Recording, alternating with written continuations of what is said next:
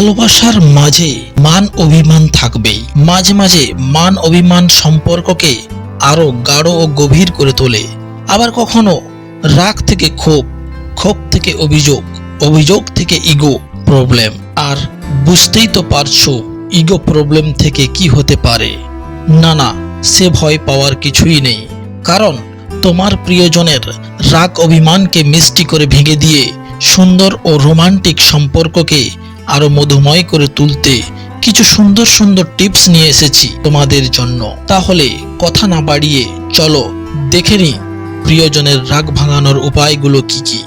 1. পছন্দের উপহার দেওয়া। প্রিয়জন অভিমান করে আছে, অভিমান ভাঙানোর সবচেয়ে সুন্দর উপায় হলো প্রিয়জনের পছন্দের উপহার দেওয়া। উপহার পেতে আমরা সকলেই ভালোবাসি।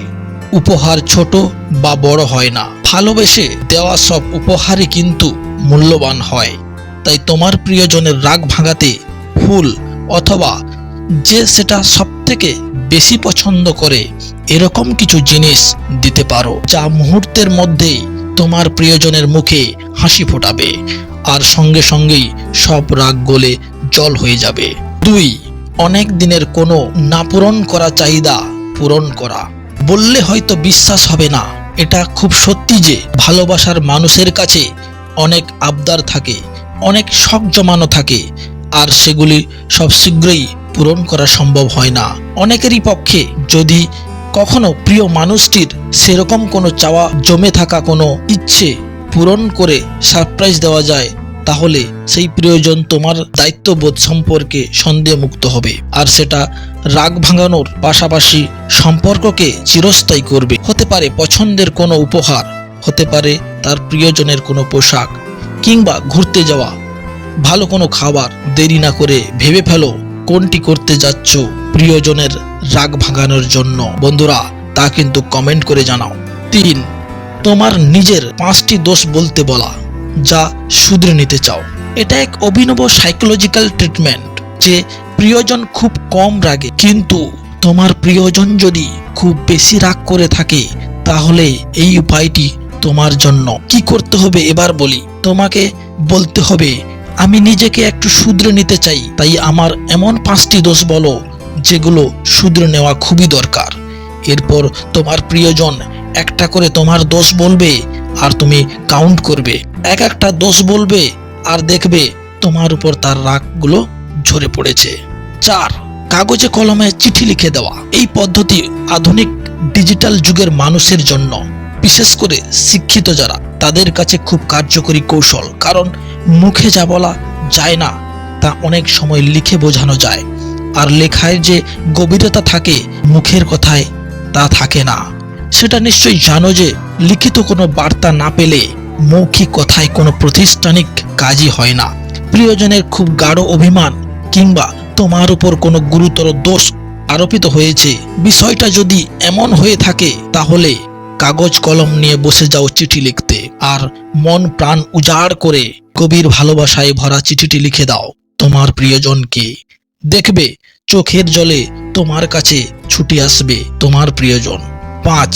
হালকাভাবে নয়, গভীরভাবে সরি বলো। সরি তো আমরা কথায় কথায় বলে থাকি, শব্দটা বহুল প্রয়োগের ফলে এর গভীর মহত্বটাই নষ্ট হয়ে যায়। ফলে প্রিয়জন রাগ করলে শুধু সরিতে কাজ হয় না। তাই এই সরি বলার পদ্ধতিটি বদলে নাও। যেমন, সেদিনের আচরণের জন্য আমি খুবই মর্মাহত। তোমার ভেতরে ভালো মানুষটাকে আমি সম্মান দিতে পারিনি, আমায় ক্ষমা করে দিও। এই ধরনের বাংলা শব্দগুলি আসলে সরি বা দুঃখিত শব্দগুলো থেকে বেশি গভীরভাবে হৃদয়কে নাড়া দিয়ে থাকে। তুমি তোমার মতো করে গভীরভাবে সরি বলো, কিন্তু শব্দগুলি বদলে দাও, দেখো কিরকম সুফল পাও। 6.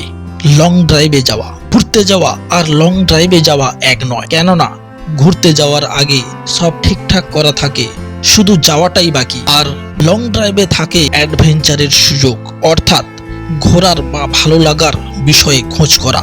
কোনো কিছুই ঠিক করা থাকে না সেখানে, আর মজাটাই এখানে। প্রিয়জন খুব রাগ করে আছে, কথাই বলছে না, তাহলে আয়োজন করো লং ড্রাইভের।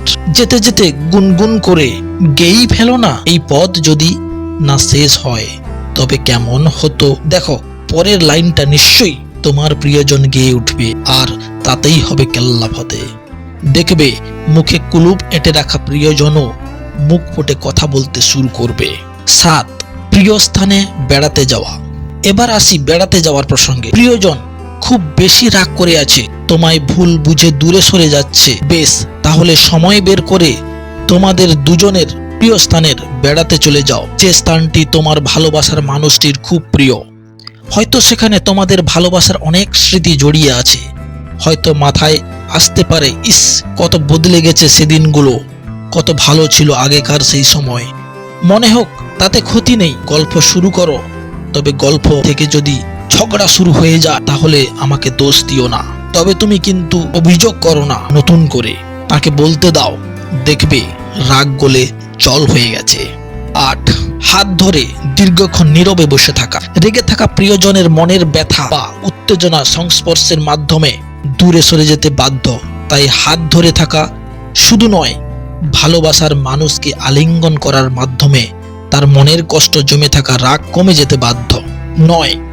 নিজের ছোটবেলা ভুল করার কোনো মজার গল্প বলা। এটি প্রচলিত ও পুরনো পদ্ধতি। প্রিয়জন রাগ করলে তাকে হাসানোর চেষ্টা করা।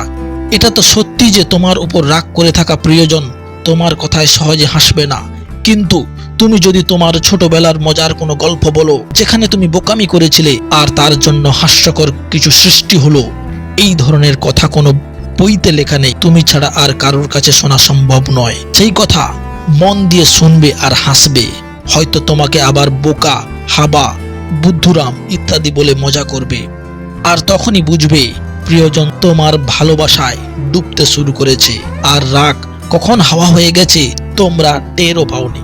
10. প্রিয়জনের ভালো বিষয়গুলো প্রশংসা করা।